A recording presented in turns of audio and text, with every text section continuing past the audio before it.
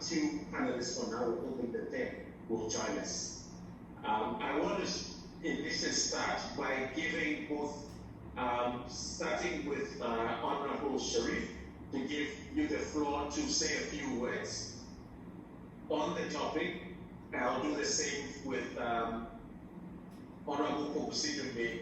Then we'll go into the questions for the discussion. So you have the floor, Honorable Sharif. Thank you. Bonjour tout le monde. Je suis très honorée d'être parmi vous. Je tiens à remercier la PNUD, qui est une plateforme incontournable pour plaidoyer pour l'évaluation auprès des parlementaires, IDEB, EEI et tous les membres sans qui toutes ces activités ne seraient pas maintenues, tout le board et le bureau de la PNUD. Pour ma part, comme vous le savez, je suis une fervente défenseur et des droits de l'homme et de la démocratie et de toute démarche qui vise à renforcer la transparence et la redevabilité envers les gouvernements. Comme nous savons, nous avons vécu une période exceptionnelle hors norme où le virus a présenté une crise nouvelle et alarmante pour nous tous, quel que soit le degré de développement, la culture que nous avons ou le pays dans lequel nous sommes. À commencer par toucher le volet social, économique et humain, surtout. À mesure que la pandémie se propageait, les gens s'attendaient que les dirigeants de pays relèvent le défi et prennent les bonnes décisions pour protéger leur vie et leurs moyens de subsistance. Ils ont demandé à ce que les dirigeants trouvent un équilibre fragile entre la prévention et la propagation du virus, la limitation temporaire des libertés, la possibilité de satisfaire les besoins essentiels. Dans certains États, les décideurs ont pris des mesures, ont fait des actions pour limiter la transmission de ce virus et les conséquences de mesures d'urgence. Ces mesures urgentes, ça va des décisions aussi bien chaotiques, corrompues, intéressées, qui ont aggravé les conséquences sur les droits, sur le droit humain, le droit de liberté, le droit de déplacement. Et dans d'autres cas, les États ont introduit des restrictions.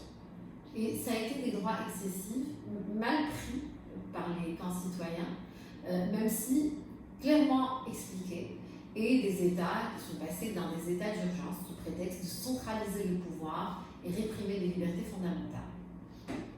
Certes, comme dans toute crise, l'aspect négatif peut primer, mais c'est aussi, il y a des aspects positifs qui peuvent émerger. C'est pourquoi il y a eu un appel aux solutions innovantes accordées par les États et sur lesquelles la société civile a tout fait pour contrôler les actions de l'État et jouer un rôle décisif pour être à proximité des concitoyens et répondre à l'intérêt d'une vie adaptée à une situation de crise. La société civile a répondu à ces besoins, a ouvert de nouvelles voies de l'action civique en répondant aux besoins de la communauté, essentiellement les brèches qui sont mises par et les États et les entreprises. Comme nous savons, dans les pays en voie de développement, l'économie informelle joue un rôle très important. Il n'y a pas de couverture sociale et c'est là où la société civile a eu le plus d'impact.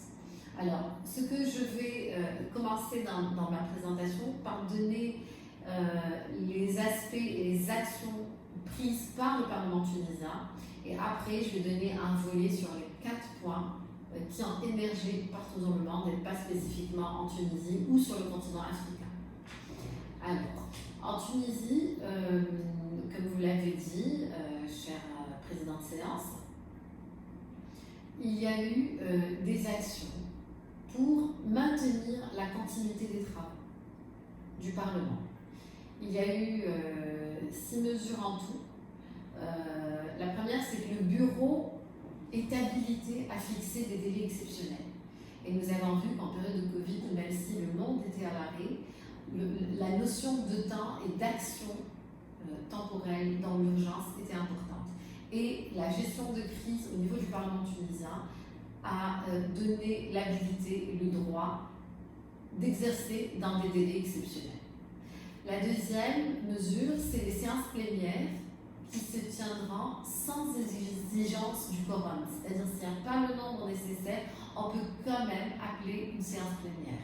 Cette flexibilité d'action quand il n'y a pas le présentiel était importante à noter. Troisième mesure, c'est que le bureau de l'Assemblée peut décider de l'organisation des séances plénières et le vote électronique. C'est-à-dire, une fois que la plénière est organisée, le vote électronique est reconnu et il est identifié. Donc, l'outil digital reconnu, la signature électronique, le vote électronique.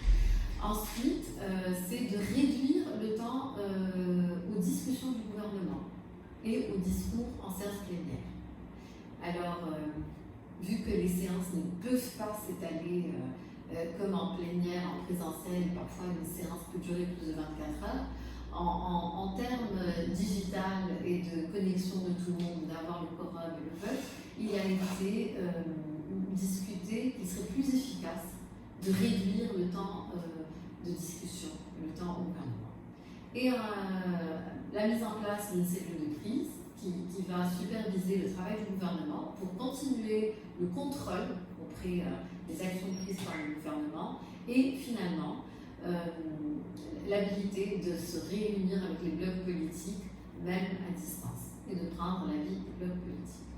Alors, si j'ai présenté le mode de gouvernance politique et l'adaptation à ce mode de crise de travail à distance et d'efficacité dans le temps, je tiens à dire que tout ça n'aurait pas été possible sans le rôle central du citoyen dans l'action d'information et de sensibilisation pour les risques de coronavirus et cette action citoyenne qui a été essentiellement menée par les organisations de société civile. Les associations ont été très actives pour réveiller et façonner l'opinion publique, chargée d'en créer une culture de prévention et surtout de faire le relais avec le gouvernement, vu que tout le lieu de travail est fermé, les lieux d'éducation sont fermés, et la condition sanitaire dans les pays, la propagation pandémique, le rôle de l'information, c'était des relais d'information et des relais d'éveil de conscience.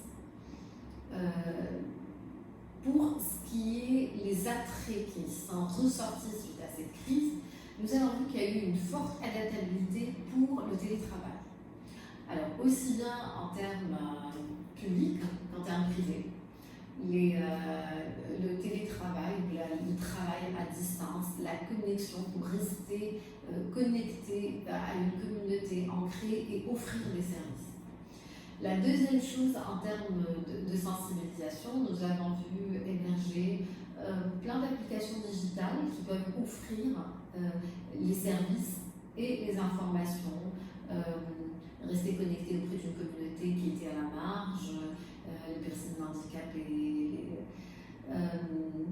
être au secours. On a vu que la violence à l'égard des femmes a augmenté, la violence à l'égard des jeunes, vu le confinement général qui était demandé. Donc il y a eu une émergence d'applications digitales pour lesquelles rester connecté et remettre l'humain au centre de cette crise et comment se relier, se reconnecter. La troisième chose, l'éducation a été touchée. Certes, plusieurs élèves n'ont pas pu rejoindre leurs écoles, leurs universités, mais au niveau de l'éducation, nous avons pris conscience comment réduire les inégalités de chance. Ce n'est pas parce que vous avez un ordinateur que vous pouvez vous connecter, que vous avez la connexion, mais il y a certaines personnes qui ne pouvaient pas le faire, et donc il y a eu des relais sur télé pour que les élèves puissent suivre, et des relais sur la radio aussi. Et nous avons vu les défaillances du système éducatif, et à chaque fois comment il y a eu émergence de solutions innovantes pour que ces élèves reçoivent une éducation, un apprentissage ludique, et qui restent connectés à leur âge, à leurs amis, et pas seulement être exclus de cette crise. Et sur quoi je souhaiterais insister, quelle que soit la crise économique vécue en termes de taux de croissance, de PIB, de richesses qui n'ont pas été faites, que le tourisme soit touché, nous avons vu que ce qui est important, c'était le retour à l'agriculture, aux besoins essentiels, aux besoins vitaux.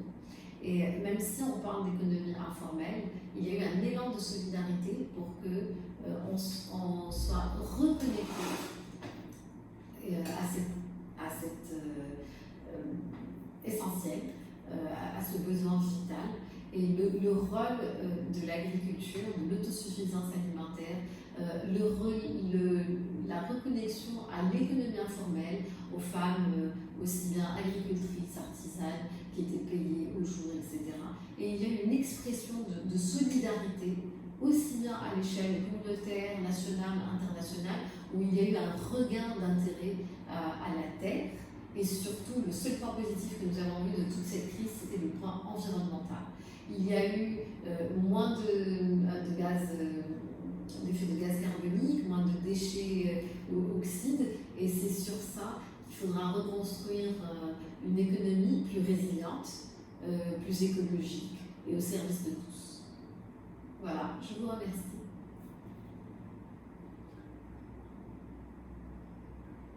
Thank you, Honorable Sharif. This is very insightful. It seems that a lot of interesting developments took place in Tunisia, and as we go along, we'll hear more. I think talking about things like the digital tools that were employed, the use of electronic signatures, reducing time of speaking. These all seem to speak to a lot of innovation and creativity that was put in place basically to negotiate the disruptions. I think you did mention something very important, that the role of the citizens and how their consciousness was heightened at this period, of course, also with the sensitization by civil society. And this again is something that, I think we see a lot as having happened. Je pense que beaucoup.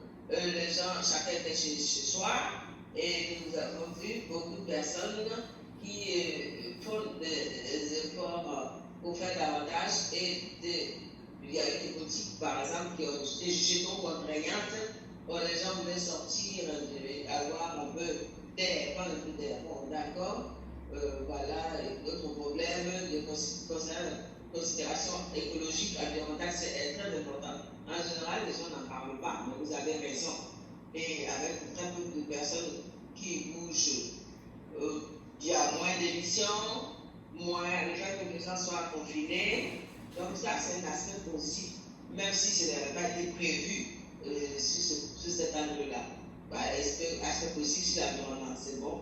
On note cela. Et maintenant, je vais passer la parole au l'honorable Kosiko Mbé Cameroun. Elle va partager avec nous certains des événements qui sont produits au Cameroun pendant la pandémie. Et ensuite,